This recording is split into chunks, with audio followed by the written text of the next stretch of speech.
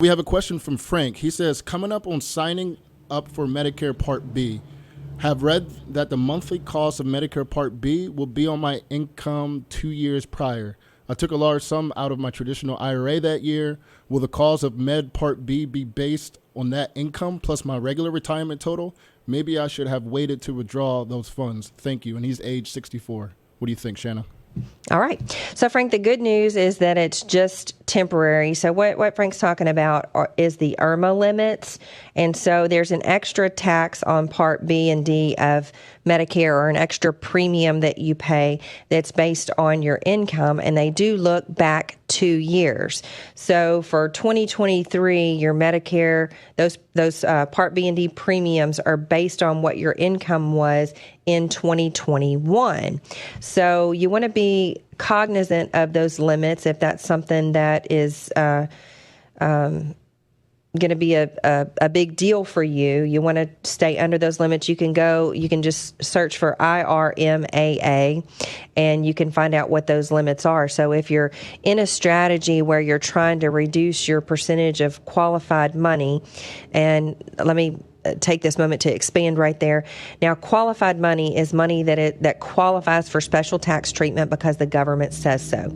So this is pre-tax money that you've put into a 401k or an IRA or really any kind of employer sponsored retirement plan, because you get a tax break when you put the money in.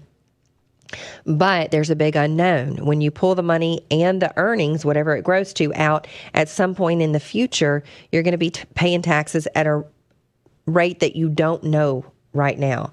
So it's been my experience in working with investors for over 20 years that most people have really taken advantage of these pre-tax savings account. And in a lot of cases, their liquid net worth is really concentrated, like 90% or more, in these types of accounts. So the real risk there is that taxes are higher in the future than, or when you draw the money out, than when you put it in. And I think that's a real risk going forward. I think that taxes have to be higher in the future than what they are today. I'm not excited about that, don't really want that even for myself, but I just don't see any way of remedying the situation that we're in with the federal government. So you want to be cognizant of those limits, and where it starts is